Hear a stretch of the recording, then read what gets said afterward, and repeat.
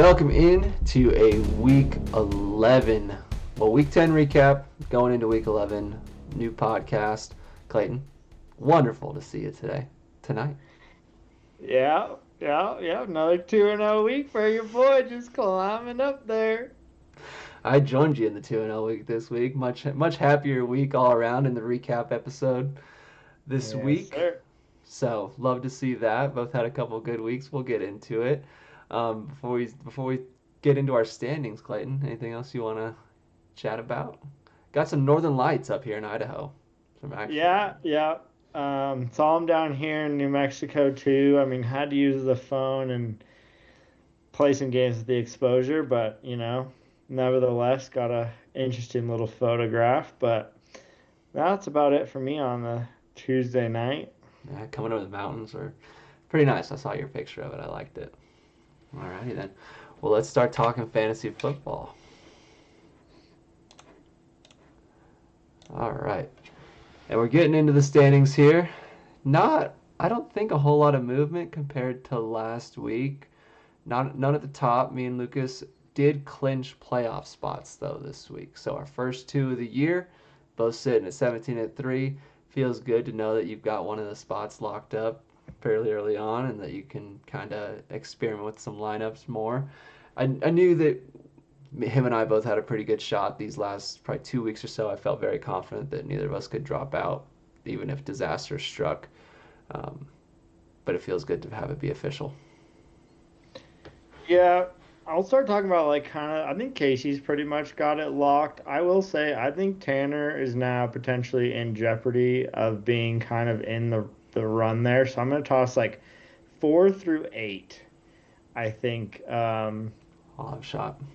is up for grabs there. I mean, obviously Tanner's got a 2 game lead, but we know these 2 game swings can happen on a weekly basis. And I'll also highlight some points for Tanner's at 10-24, Sam's at 10-11, I'm at 10-18, and Cubs at 9-9-7. So that's pretty close. I will say Right. Joey's got about 100 points on us, so he's got a little bit of a run there. But the rest of us, like 4, 5, 7, and 8 points wise, are all pretty similar. So I think down the stretch here for three It's playoff spots, I think is a fun little race.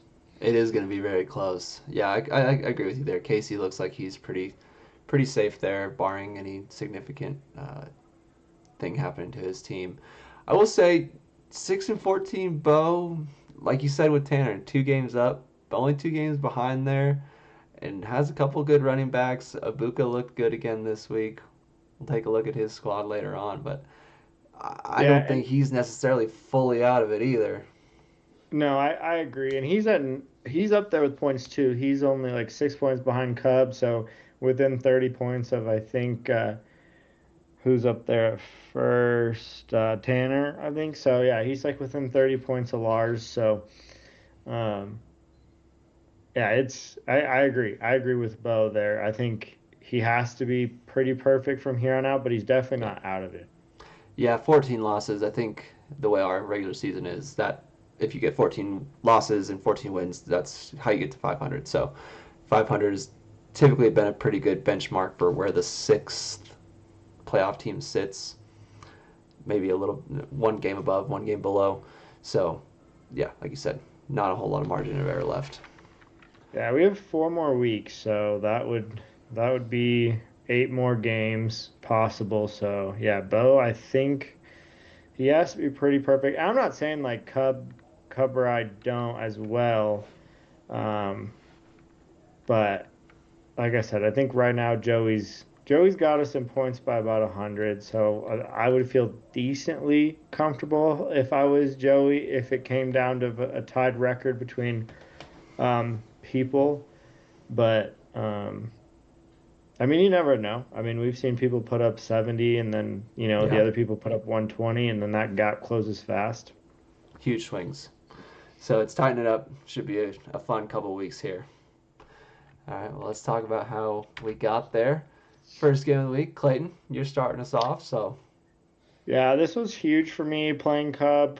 Um, like he's right in there in the playoff race, pretty competitive playoff race for the end. So huge for me to go 2-0, beat Cub here, led by my Patriots, which I love to see it. Love to see Travion Finally. finally have a huge week with 35, the two big long touchdowns. So glad he scored that second one and didn't go down. I've seen some debate among some Patriots fans back and forth there about what he should and shouldn't have done. But at the end of the day, Patriots won, and it helped me get 2 wins. So I was really happy with his decision. Um, Drake May continues to look good. Juwan Jennings and Amon Ra both scored, so that was Yep. huge. I will say DJ Moore was disappointing, especially because George Kittle on my bench put up 19, so that was tough.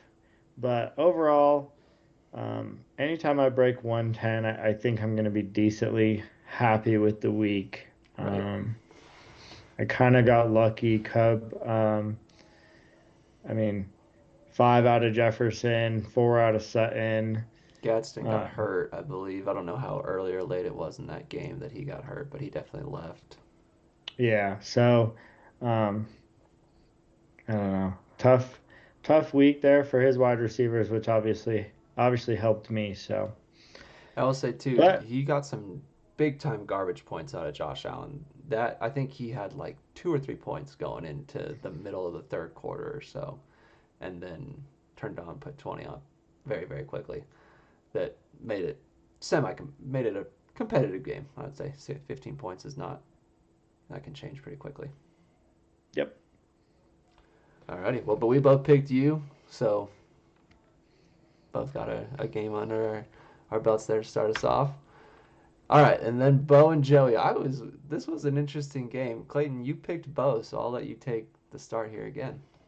yeah. I mean, I think we touched on it last week with Bo's team finally looking somewhat complete there with the two running backs, and those two running backs. I mean, outside of you, I think are the best 1-2 punch. I really do like Joey's. If you start looking at like the third running back, I think you can kind of start putting Joey's team in the conversation there. I mean, obviously, you got Bijan and Taylor, so you're up there too. But I will say, when you start adding like Swift or even Warren in there for Joey, I Hmm. mean, with Genty and Cook, I do like his. But when you look at 1-2 punches, I mean, it's hard to beat Gibbs and Barkley. I know we have someone in our league that does, and that's kind of crazy. But most leagues, especially, um, I mean, you definitely wouldn't see it in a 12 man and a 10 man. Still, I think if people have Gibbs and Barkley both on their same team, that's crazy. But Bo does, and that's why I picked him. Also, like Stafford has gone 3 straight weeks, 4 touchdown passes, 0 picks, and then he had a Mecca back, which I think he's a stud. I saw him get in the end zone early in that New England Tampa game, and I just think he's a stud. So that's why I picked Bo. And when you look at the 4 guys I highlighted, I mean they delivered. I mean that's right there is I think around almost 100 points. So Yep. or Yeah, like it's right top on four. 100 points. And So Stafford has been on a roll. Is yep, what it's a 4 touchdowns and no picks, 3 games in a row. Either first or one of the first times that's been done. So first time that's ever been first time done. ever. So pretty crazy there. He's been crushing it. Even though I love my boy Drake, I might have to tip the cap to Stafford for the MVP right now. But um, Yeah, and you have yeah, to think again, that because he's been in the league so long and doesn't have one, that he might get a little bit of a narrative bump there too. yeah. And I don't even mind that. I love Matty Stafford. I think he's right on the edge of being in the Hall of Fame. In my opinion, I think he will get in just because of how his career stats are. But, today's game is such a passing game that um, I think his stats I mean, a lot of quarterbacks from this generation are going to be up there Right. in all-time passing yards and all-time passing touchdowns. But um, I think, if you put him on an MVP and if he gets to a Super Bowl this year, then for me, I would be like, yeah, definitely deserves it. I think right now, like I said, he's right on the fence for me. But those two things definitely would tip it over. And I'm honestly kind of rooting for the guy. He's fun to He had all those watch. years. Yeah, he had all those years in Detroit where he was, trying to help the Lions, and then, having the back injury stuff this year to start the year. I mean, I'm rooting for him, I must say. Yeah, I was nervous for him to start the year. And then on Joey's side, just didn't have any standouts that he's had the last few weeks. So James Cook only putting up 9 against Miami. That's disappointing. I mean, he was projected 21 points because Miami's defense been terrible, and James Cook has looked great, especially the week before, or maybe the 2 weeks before, against the Panthers when he went for over 200. So seeing that was not great. JSN continued to be JSN, got in the end zone early, and they just didn't need to use him after that, after about the first quarter in that Cardinals game. And then, you know, DeAndre Swift got, I believe, it looks like he probably got in the end zone with 13 points. I don't know for sure on that. But decent game again out of DeAndre Swift. You saw Cub had Monungai in his lineup, and I think DeAndre Swift still looked like he was the main featured back there, so I was kind of surprised by that after the week Monungai had last week. But yeah, I got this one wrong. Rolled with Joey, and didn't work out for me. Starting two Raiders, though, so you got to be kind of skeptical on a week-to-week basis with that. Yeah, Brock Bowers probably the biggest disappointment after throwing up 38. Swift did not get in the end zone. He had 80 yards rushing, and he had 5 catches, so that's how he put up his 13. But yeah, I think the Brock Bowers thing and then the James Cook thing probably my biggest disappointment. And it looks like Daniel Jones has kind of come back down to earth. I know they got the win there, but not quite the Daniel Jones of the first 4 weeks of the season. Yeah, they've decided to lean on somebody else there. It seems like. Yeah. All right, moving on. Scott and Sam. I'm gonna take this one first. We both picked Sam, but I'll go first here. Devon Achan is a front runner for best first round pick of the draft this year. He's been, I think, above. He's been double digit points every week, so he hasn't had any real duds where it just kind of kills you. And then this week he showed what he can do with the long runs. I think he had a 56, 59 or something, and then another 40 yarder to really put a dagger um, in this game. Ended off. Got 42. Still wasn't the top scoring running back on the week, but great week from HN. We were talking about the Lions Commanders game that we knew was going to be a blowout, and Jared Goff accordingly put up 28 points, threw a bunch of touchdowns, and then the rest of the team, Nick Puka got his day in day out 15 points that is going to come to him every week no matter what. And then Aaron Jones has looked like a pretty good back now that he's taken that job back from Jordan Mason after injury. Yeah, I will say Devon Achane was a second round pick, so might have He to put was. him Oh, in he the best. did pick. Okay, fair enough. Yeah, he Yeah, went he Puka went Puka Puka round first. one and Achane round two. Achane currently is third in running backs, averaging 19.6 behind your guy JT and So, CMC. So, I mean, unfortunately, still he's still not the obviously, best second round pick either. yeah. So yeah, I mean, he looks really good. He's fun to watch. He's fast. He's quick. You know, so obviously a huge week for him. Looks like Jared Goff had a solid week with Dan Campbell calling plays this week, which is something new that they did. So curious to see if that continues next week. I believe they play The Eagles. Seattle or the Eagles. The Eagles, you're right. The Eagles, which obviously is a tougher test than Washington. So curious how that works. But I'll touch on Scott's team there a little bit. Darnold was 7, very disappointing, but they had 44. He That just didn't defense need to came do in. anything. Yeah, defense came in huge. Kyron Williams, honestly, he continues to be just a good fantasy guy, averaging right around 15 points for him. And so, good week for him. Montgomery with 10 really isn't that bad. I think here you got to look at you look at the defense, the lines against Washington with a backup quarterback only gives you 1, and then Darnold with 7. I mean, that's probably the biggest difference. If Darnold adds gets you to 25, and then Yeah. that defense puts up another 10, then you're talking about a closer game where I don't know. I mean, it's tough to beat somebody's team though when they have a 40-point score, and I think unfortunately that's what Scott ran into because you look at, outside of Sam's first four guys there, I mean, Flowers 7, Hunter Henry 1, Pittman 2, Steelers D 4. I mean, that's not great. Right, the bottom. Yeah, I mean, but that's what happens. Yeah, week to week, you get those big performances, and it can easily win you a week just right off the bat. So Well, and Sam has two guys that can do it. I mean, yeah, Puka and HN can both do it win you every a week. week, right, every single week. Perfect. Well, we both got that one right. Move on to Lucas and Tanner. Lucas's team just continues to. We both got it right. Lucas's team continues to win and be extremely impressive with every decision that he makes. He's got a lot of good players, and somehow it seems like he manages to play, almost always manages to play the right ones every week. I will say the one decision he made this week that didn't work out was Garrett Wilson.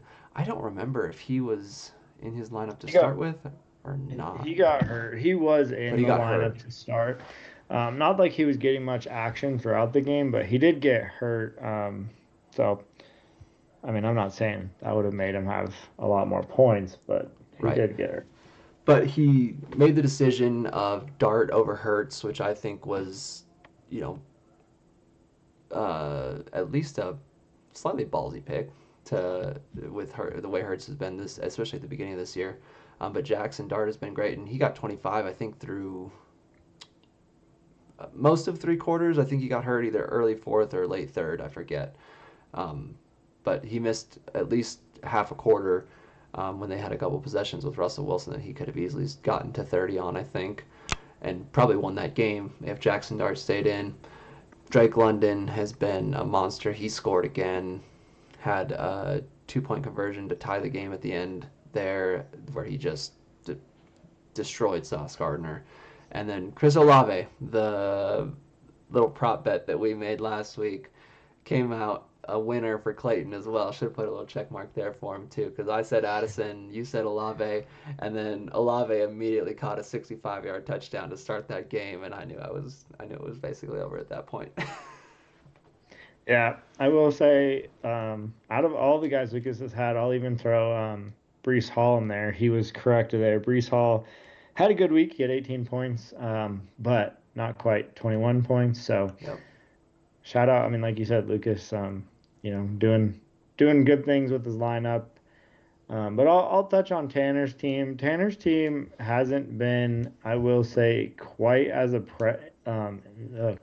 impressive lately as it was kind of to start the year. Um, And but he I was mean, missing a obviously, lot of Cowboys this week, so I will say that this is yep, yep, not Tanner's full team by any means. yeah. I mean, obviously, Javonte Williams has been huge for him. So to not have him in the lineup is brutal.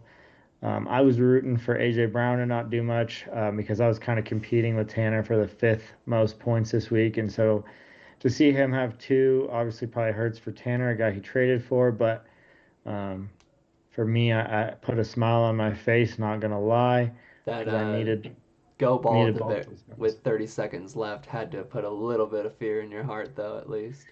Yeah, so funny story there. So I'm thinking, okay, they're gonna run the ball three times here, and like they're gonna punt it or kick it, depending on how far it was. And then for them, I think that was like on fourth down, they went for that, It right? was on fourth down. Yeah, so in the group chat that uh, Tanner and Casey have, I said snuck in two wins before that play happened, and then that play happened and my heart dropped. So, so a little funny story with that one, but yeah, I will say Rome Odunze is back. 16. I mean, as you saw it in my lineup, I had DJ Moore who'd been outscoring him the last like 4 or 5 weeks, and Moore had 0 and Odunze had 16. So um, good for Tanner for that. And then I will say his tight end I think he added him this week was K Dot and put up Yep. 13. And honestly, I don't mind the tight end adding against New England's defenses. I think our corners do a decent job, but don't think we have a really good coverage linebacker or necessarily our safeties that can really lock down a tight end. So I thought it was a good move when he did it during the week, and he put up 13. So just a good ad there. And then Denver's D is legit. See how Curious they what he look this week. does this week, though. Yeah, exactly. So, but I don't know. I mean, Lamar was 17, kind of disappointing. I mean, Ladd's back. I think he's like wide receiver 5 in the last like 4 weeks or something. So that's good. But yeah, I mean, Tanner gets the full team back this week. And then Denver goes We'll on see if bye, I believe, after that. So he might lose a couple guys. Yeah, we'll see if J.K. Dobbins plays. But if he doesn't, I mean, he does have R.J. Harvey. So Yep. Might honestly be better for him. Well, maybe not maybe. better, but to consolidate some of those touches that they've been splitting into one guy. Alrighty, and game of the week, which turned out we've had a few of these game of the weeks turn out to be blowouts for us, but this one gotta give it up to my boy Jonathan Taylor. I will say we talked about Clayton picking Casey last week, but he did send a text to me that is on the screen right now after I set my new lineup, adding in Caleb Williams and Darius Slayton, that he was changing his pick to me. So before the game started, he got that in, and we'll count it. So all in good faith, got timestamps and everything. If anybody wants to check, I believe it. But yeah, Yep. It was 9:07. I woke up to your text saying your lineup was set. Went and looked. Slayton was honestly a guy I debated this week. It would have been over Juwan Jennings, but I'm glad I stuck with Juwan. He had 13. Not saying yeah. Slayton did bad. I know Slayton got a little banged up in that game, but yeah, I like the Williams and Slayton pick, so I Wish I just would had have to give. gone Jamison Williams for sure. Those were the two guys I was debating pretty closely. And then it was mostly Caleb and Jordan Love at quarterback that I was debating. So I was very happy that I picked Caleb over Jordan Love, even though throughout most of the game Caleb was looking rough. I think he had 5 points halfway through the fourth quarter too, and then had some quick touchdowns at the end there to pull it out. But the story is Jonathan Taylor put up 54 at 7:30 in the morning for me, and basically ended the game before any of Casey's players even I took the will field. add I will add one more thing. My text was in before his first big long touchdown. Yes, So I think at the time, I will he had say, I like think he 20. had like points. I I thought it think was a so. little less. I think he had 20, and then when he broke that long um, 80 yarder, it took him to It was definitely before the 80 45 yarder. or so. It was about a Definitely 20 before the point 80 play. yarder. It was I because to me, I thought like combined, I thought him and Bijan had 20 combined, but I might be confusing it. But Because I it think, was well, before before. the 80 yarder, he had 100 yards and a touchdown. So he had a pretty good stat line already at that point. Because I think Okay, that's what took him over 200 and got him to two touchdowns, that's fair. from what I That's fair. remember. But it was before he had 54 points. Let's just put that out there. But yeah, so like we talked about with Achan and Gibbs, you get 40 points out of a guy, and you can almost be guaranteed that you're going to, as long as everyone else doesn't put up zeros all around the board, you're going to have a good week. And, you know, Caleb came through. Bijan has been not as productive as I'd hoped the last 2 weeks, especially, but he's had um, New England, which is a tough running back matchup. And then I don't know much about the Colts. I just don't know what to think about the Colts in the whole league. But I just think they need to get him the. I think they need to get Bijan the ball a little bit more. Jalen Waddle's been great ever since Tyreek Hill went down, and then Marvin had a good game, which was also very disappointing because he had 12 targets and only 3 catches, but he got in the end zone and kind of salvaged it for me. So, good week all around. I was really hoping Cam Little would get a 70-yard field goal attempt at the very end of that Houston game to, I think it would have been to win at that point. And they were right at like the 45-yard line, and then Trevor Lawrence fumbled. So, didn't happen. Yeah, that Jacksonville Houston game I think cost me about $170 in my confidence pool. That stupid comeback. I mean, shout out Houston, that was awesome, but did cost me a little bit of money. Before I go over to Casey's team, I will highlight Jonathan Taylor. He is averaging 27 points, over a little over 27 points, and he's the top scorer when you look at averages. I mean, when you look at points in general, I mean, his bye is coming up, so he has the Yeah. most points. Um, but I think an average is a better way to look at it. He's averaging 27. The next closest guy is Lamar Jackson with 24. After Jonathan Taylor, there's 8 quarterbacks before Christian McCaffrey. I will say, I think Christian McCaffrey was the last non-quarterback to lead our league in Probably. points. So kind of cool to It's see. been such a fun ride with Jonathan Taylor. I mean, I think it's his fourth time being running back one on the week, and like fourth or fifth time scoring over 30 points this year. Yeah, I mean it's it's cool to see. I think running backs used to be the way of fantasy. I think they're starting to slowly kind of come back. And there was a couple years there where it was brutal. Um, But I mean, I will say quarterbacks and wide receivers and now even tight ends can kind of dominate. So it's nice to see the running backs this year. You know, there's been some exciting running backs with some big weeks. But going to Casey's team, Herbert, I think that's the lowest total he's had in probably a handful of weeks that he's played, 14. I will say, Dowdle, another running back who's just been killing it this year. I mean, Yep. 14 solid, 13 solid out of ETN, Adams with 15. Um, that was solid, and I think he got banged up in that game. I don't know if he He returned did. back to action, but I think he would have questionable. if it wasn't a blowout. That's what they That's fair. said. Yeah. Questionable on this week, but he does have a projection next to him, so I think they're expecting him to play. Loveland was the pickup. Casey and I were kind of. We'll shed some light into some trade stuff. Casey and I were trying to do some trade or Casey was trying to get George Kittle off my team, and my asking price was Diggs, and Casey did not meet that price. Um, and I knew I had the bye week coming up with Warren, and I still wanted to get tight end, so I wasn't willing to budge too much on that.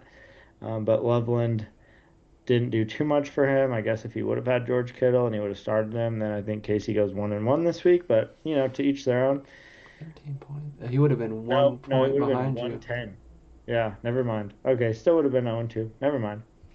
Um, That's a fair Johnson, price though. I think that's a good. yeah, Johnson. I mean, not doing what he did at the beginning of the week. I mean, not or beginning of the year, not getting those big touchdowns.